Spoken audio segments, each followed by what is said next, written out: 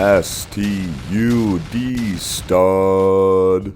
My students laugh at me. I often call someone a stud in my history class, and stud is just someone I call that I just really look up to, I really respect. And in the 1800s America, there was something called reforms going on, and there are so many people that rose up and became studs in my eyes. They are just people that brought so much change. We can call studs someone who is strong, tough, unstoppable, and daring. And these are some of the people we're going to talk about. There are men and women who stood up in the face of so many challenges in the United States during this time, and they would not take no for an answer. And I think they're studs in every essence of the word. But first, we got to talk about something that a lot of people don't know about. It's called the Second Great Awakening in America. The Second Great Awakening was a big religious revival in 1800s America, and it sparked a rise in church membership and personal faith, especially among young women. And one of the biggest preachers, biggest voices during this time was a man named Charles Finney.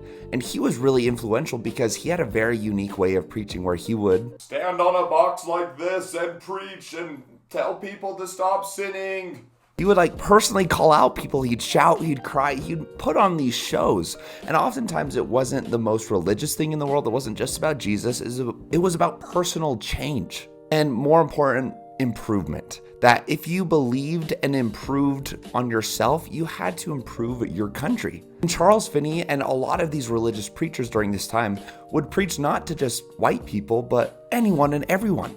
There would be people in their crowds that were freed black men and women, enslaved individuals as well, men and women, children, everyone. And so white men and white people pretty much would be like, yeah, let's improve upon ourselves and our country. And they would look around and be like, oh, wait. I'm not given the same opportunities as everyone else. And that's where people did start seeing this. People did start seeing in the country, slavery was a problem. Slavery was a problem, of course. It was one of the most horrible things in the history of our country. But it wasn't just slavery that was going on that needed to change. There was quite a few things. I'm going to make another video in the future about slavery, but most importantly, there's something called reforms. Reform means to change something for the better. And there was 4 big things that were kind of just wrong going on in the country during the 1850s. And we're going to go through each one because there are significant people that stood up and tried to push for change. So what they were changing was oftentimes referred to as reforms. And the first person we're going to talk to, the first STUD stud, is Dorothea Dix. And with the prison reforms, Dorothea Dix was a quiet school teacher from Massachusetts who was asked to teach a Sunday school class at a local jail. If you're unfamiliar, a Sunday school class is kind of like a Bible religious class that you would go to oftentimes, and oftentimes young children would go to as well. But when she went to her local jail, she was absolutely horrified at what she saw. Some of the things she saw were people put in tiny cages, chained to the walls, chained to the floors.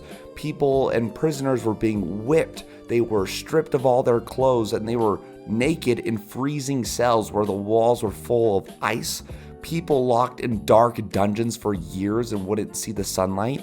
But the most important was there was a mix of violent criminals, killers, mixed with people that dealt with mental illness. The most common form of mental illness in the 1850s America was kind of just like depression.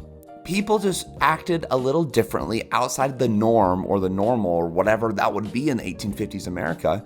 And oftentimes, instead of just trying to figure out how to help these people that aren't violent criminals, they would just throw them in prison to be treated so horribly.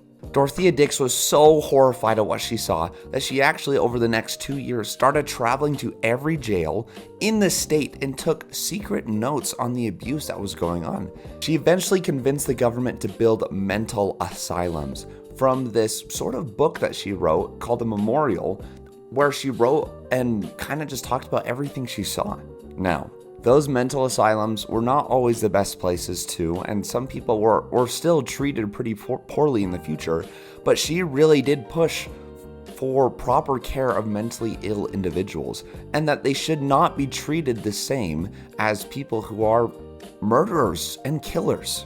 Mental illness is so common nowadays, and it's so hard for me to think that because I deal with mental illness that I would be thrown in jail, and I would be beaten, I'd be whipped, and I would be tortured pretty much. Dorothea Dix really pushed for seeing people's humanities, and she helped pushed the idea that mental illness is not something that should be punished. And that is why, in my opinion, she is a stud. The next one is Horace Mann. This guy did the educational reforms. I don't know a whole lot about him, to be completely honest, but I think he's still a stud. But he was a lawyer who grew up poor and only had a few weeks of schooling a year. And eventually he actually became the Secretary of Education in Massachusetts. And most children during that time didn't even go to school. And those who did were often in tiny, crowded shacks with teachers who barely even knew more than the students. And the biggest thing that he saw was the difference between the rich students and the poor students. The rich kids had books, they had tutors, and poor kids had nothing. Poor kids, would they go to school? No, they would go work in the factories. Oftentimes as young as 8 to 10 years old, they would go spend 12-hour shifts in the factories. They didn't need to go to school to do that. They didn't need to know to read and or write to go work in the factories. And Horace Mann did not like that. He said everyone should have this level of opportunity. He was a well-educated man. Even though he came from a poor background, he learned to read and write and became a successful man from his education. And education was a really big deal back then. If I go up to someone and say, "Oh, I graduated from Duke University," they're gonna be like, "Cool, that's awesome." But back then, if you got a college education, that was a really, really big deal. And it made people respect you 100%. He wanted to give every student equal opportunities to get to there, to learn to read and write. And one of the biggest things is he needed to educate teachers. Teachers didn't know how to read and write either, and they were tasked to educate these kids as well. But overall, he created the common schools, or what we know today as regular public schools. He demanded that schools be paid for by taxes, that teachers be trained, and that every child, no matter how poor or how rich, had the right to learn. Because before Horace Mann, if you were poor, you stayed poor forever because no education. But now every student had equal opportunities in education. Of course, this isn't always with different ethnicities and different races during this time. We'll get to there eventually. But he saw education as the great equalizer. It's something that we can all have equally to put us all on level playing field.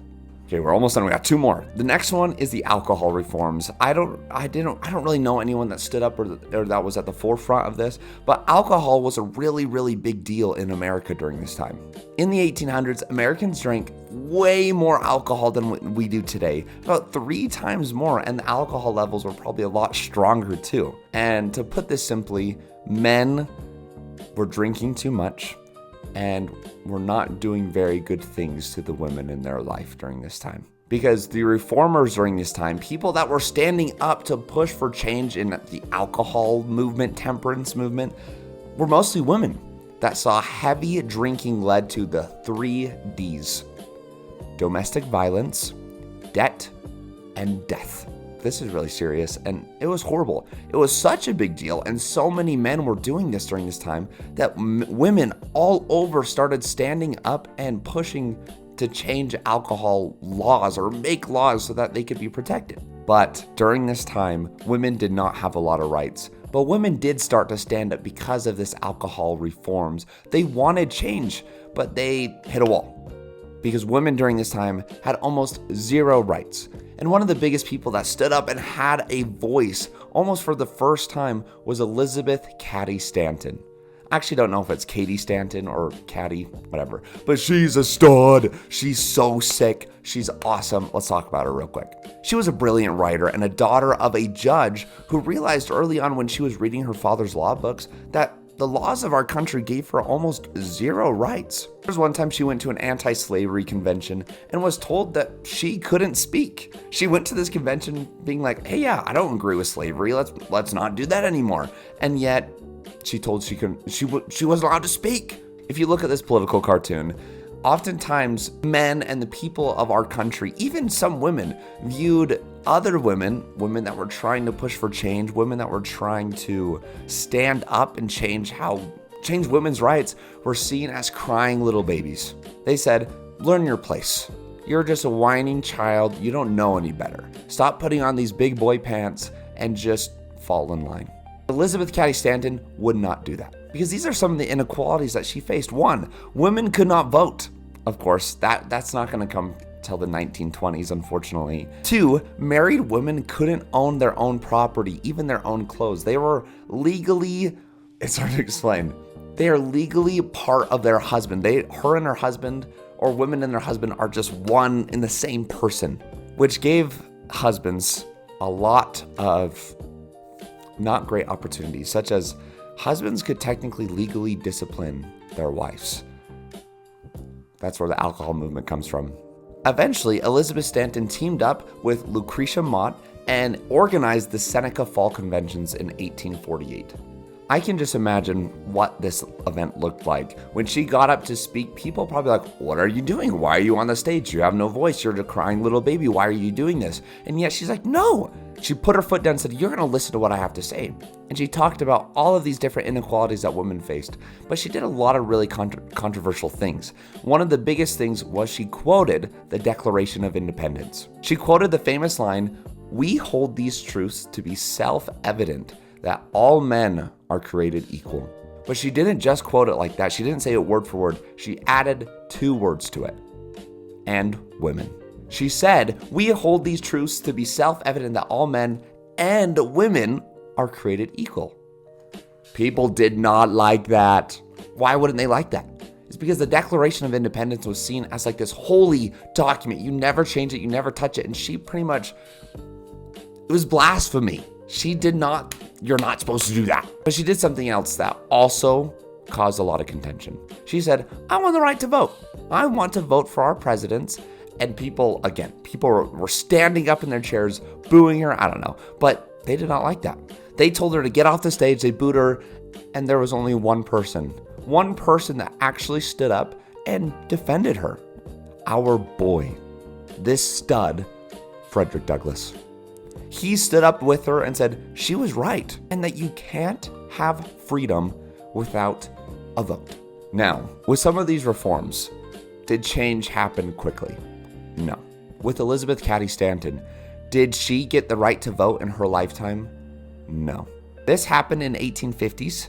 Women didn't get the right to vote till 1920. So she didn't do anything, right? Like she fought, she did all these things, she took a stand. But she didn't get to see change all that much. So why do we talk about her? Why do we talk about these people that stood up and fought for reforms? It's because they risked everything. They risked everything, and even though they didn't see these big changes, these big movements in their lifetime, they started it. They set the mold. They started the blueprint for others to come after them. Elizabeth Cady Stanton, Horace Mann, Dorothea Dix, they are awesome. They are people that were not okay with norms. They were not okay when bad things happen. It's like, yeah, just the way it is. Because that's what was going on in slavery. People are like, slavery's normal. Don't agree with it. I don't practice it, but that's just the way it is. I'm not going to do anything about it. And that's not okay. These are people that stood up and fought for something in their country. And I think we need to learn something from them. If there's something wrong in our country, we should follow their footsteps and do something about it. Hopefully you learned something. This is from the desk of Mr. Barber, and I'll see you on the next video.